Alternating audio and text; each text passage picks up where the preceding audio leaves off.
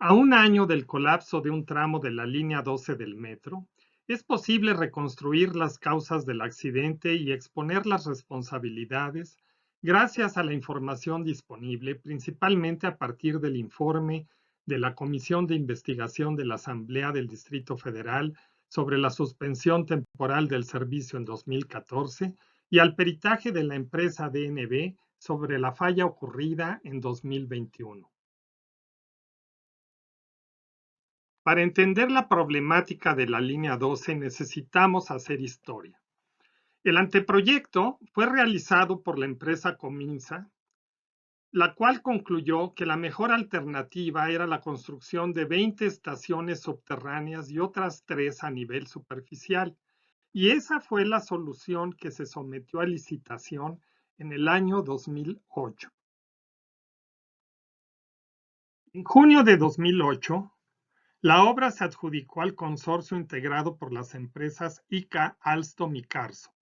El gobierno de la ciudad y el consorcio acordaron entonces racionalizar la propuesta inicial, así la llamaron, y se acordó reducir el proyecto a 20 estaciones, de las cuales 9 serían subterráneas, 9 elevadas y solo 2 superficiales.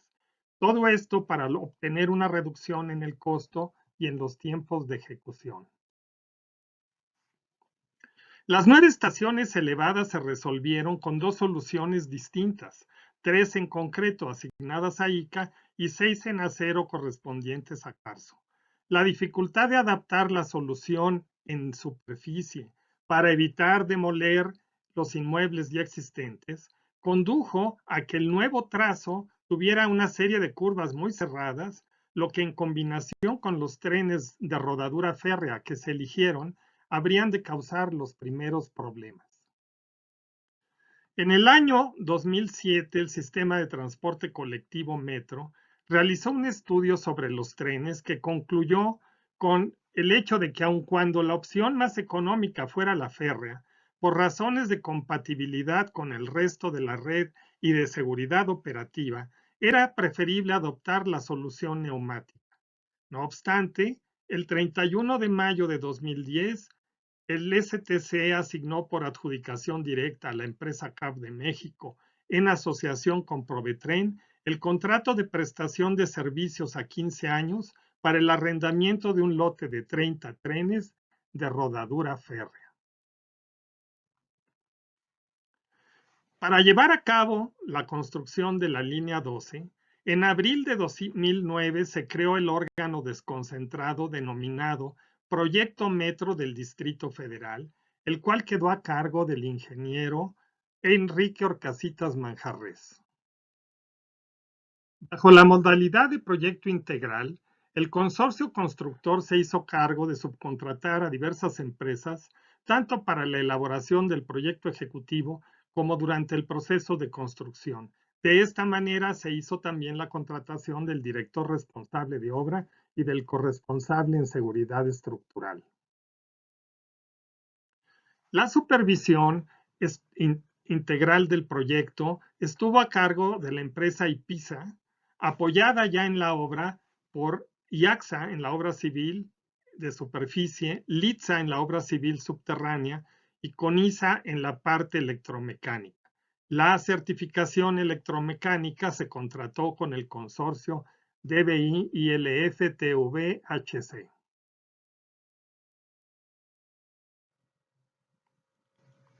Finalmente, a un mes de que terminara el gobierno de Marcelo Ebrard, el 30 de octubre de 2012, se inauguró la línea 12 del metro, a pesar de tener en ese momento registrados más de 5,000 faltantes y pendientes de obra, según el acta de entrega parcial. Todo este esfuerzo político en racionalizar el proyecto para ajustarlo a un presupuesto disponible y luego meter presión para acabar la obra antes de que saliera el gobierno que la inició, constituyen, a mi juicio, la verdadera causa raíz de todos los problemas posteriores. Los primeros problemas comenzaron desde antes de la inauguración, al hacerse las primeras pruebas. Se detectaron entonces movimientos inusuales que dieron lugar al desgaste ondulatorio de los rieles. Esto es propio de la rodadura férrea cuando ésta se desplaza en forma perpendicular a la vía, lo cual no ocurre con la rodadura neumática. Este fenómeno está asociado a las curvas con radio menor a 300 metros, donde se hace necesario reducir la velocidad de los trenes. La Secretaría de Obras del Gobierno del Distrito Federal contrató los servicios de las empresas francesas SO y Sistra para determinar las causas del problema y formular recomendaciones para remediar la situación, las cuales llevaron, entre otras cosas, al cambio del balasto, la reposición de rieles y durmientes y piezas de fijación, la corrección de curvas, etc. En palabras del director general de Sistra, la línea dorada se puso en operación con los trenes equivocados sobre vías equivocadas y sobre un trazo equivocado.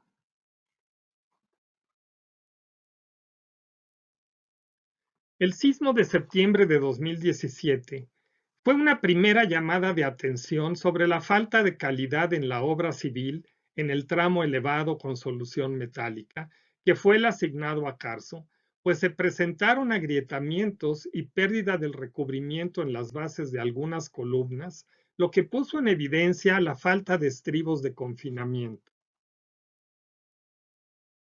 Se presentaron también daños en los apoyos de las vigas metálicas y en el tramo de mayor claro se observó una flecha de más de 10 veces la permisible. Esto último era ya un claro aviso de que la estructura no se estaba comportando conforme al proyecto. De haberse analizado esta situación a fondo, se hubiera podido anticipar la falta de acción conjunta entre las vigas y las losas conectadas al patín superior, lo que sería posteriormente causa del accidente de 2021. Como resultado, se procedió a una segunda rehabilitación de la línea 12, esta vez en la parte estructural, mediante el encamisado con concreto reforzado y fibras de carbono en las columnas y construyendo en una estructura metálica para sostener el tramo flechado, un puente para sostener otro puente. A raíz del peritaje que realizó DNB, se supo que en 2019 ya se había recabado información fotográfica del tramo que habría de colapsar en 2020, la cual indicaba la existencia de una deformación de más del doble de la permitida. Un buen programa de mantenimiento hubiera buscado la explicación de este hecho y nuevamente, al igual que en 2017 con el sismo, se hubiera tenido la oportunidad de anticipar la problemática que finalmente conduciría a la falla en 2021. El lunes 3 de mayo de 2021, poco después de las 22 horas, se produjo el colapso de un tramo del viaducto elevado de la línea 12, situado entre las estaciones San Lorenzo y Olivos, al paso de un convoy que iba en dirección a Olivos. Justo esto en el punto de transición de 3 vías a 2 vías. El saldo en víctimas fue de 26 muertos y 104 lesionados.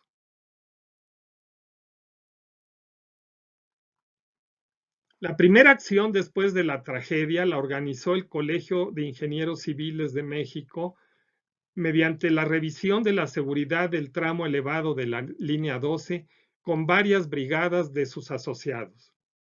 Tristemente, los resultados de la inspección que entregamos los que participamos en este esfuerzo fueron distorsionados para presentar ante la opinión pública un panorama tranquilizador. El gobierno de la Ciudad de México contrató a la empresa DNB para elaborar un peritaje técnico sobre lo ocurrido. A la fecha, la empresa DNB ha emitido un dictamen preliminar y uno final, que son la mayor fuente de información técnica de lo acontecido. Hay un tercer dictamen que debería de haber definido lo que llamó DNB la causa raíz de la tragedia, que fue entregado el mes de marzo de este año, 2022, a las autoridades, pero que se ha mantenido en reserva porque no ha resultado del agrado del gobierno. El peritaje de DNB permite identificar diversos problemas de calidad y, por lo tanto, una supervisión deficiente. En primer lugar, los pernos Nelson que conectan las vigas metálicas con la losa de concreto en su patín superior no se colocaron en la cantidad estipulada en el proyecto original. Incluso hay zonas, como en la fotografía de la derecha, que es la viga secundaria, la tercera viga en ese tramo, que no tiene absolutamente ningún perno. Adicionalmente, la soldadura de los pernos fue hecha de manera increíblemente deficiente, con las patas podríamos decir. Sale sobrando cualquier comentario al ver las fotografías. Se encontraron también serias diferencias en la resistencia a compresión de los elementos de concreto respecto a lo especificado en el proyecto. De hecho, en los cabezales de la columna, prácticamente ningún espécimen de prueba cumplió.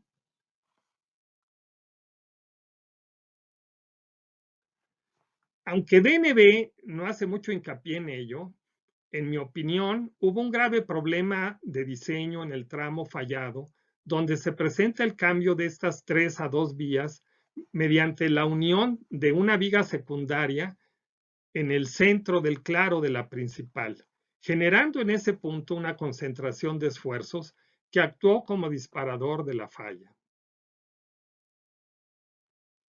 Hubo también problemas con el diseño de los diafragmas que no se unieron a los patines inferiores de las vigas principales, como deberían haberse unido por especificación. Nuevamente, DNB identifica problemas de mantenimiento que no detectaron los diversos agrietamientos en elementos de acero, la deformación de algunos atiesadores, ni corrigieron las humedades.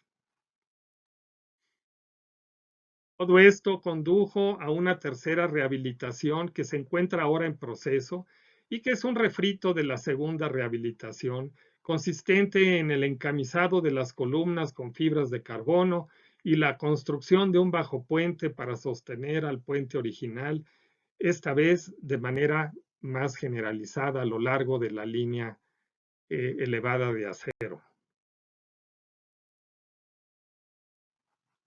A estas alturas queda en claro la enorme responsabilidad del gobierno de Marcelo Ebrard, que hiló una serie de decisiones políticas que se impusieron a los criterios técnicos, tanto en relación a la obra civil y electromecánica, como en la selección de los trenes.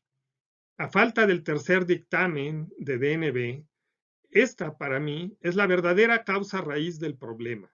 No quedan exentos, desde luego, de responsabilidad los gobiernos de Mancera y Sheinbaum, que, como ya se dijo, de haber implementado un buen programa de mantenimiento, hubieran podido detectar a tiempo los problemas que finalmente se hicieron visibles con el colapso de 2021.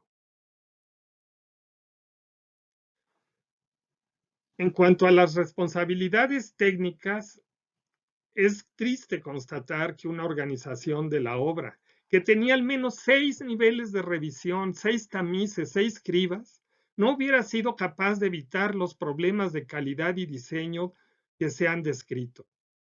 Recientemente incluso han aflorado testimonios de que hubo señalamiento de problemas de este tipo asentados en bitácora de obra que no fueron atendidos. ¿Cómo es posible entonces?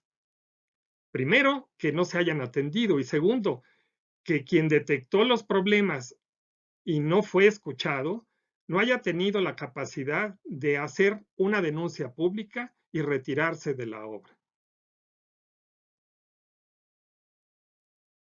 El 18 de octubre de 2021, la Fiscalía General de Justicia de la Ciudad de México presentó ante los medios de información un resumen de sus propias investigaciones, dejando en reserva la información detallada.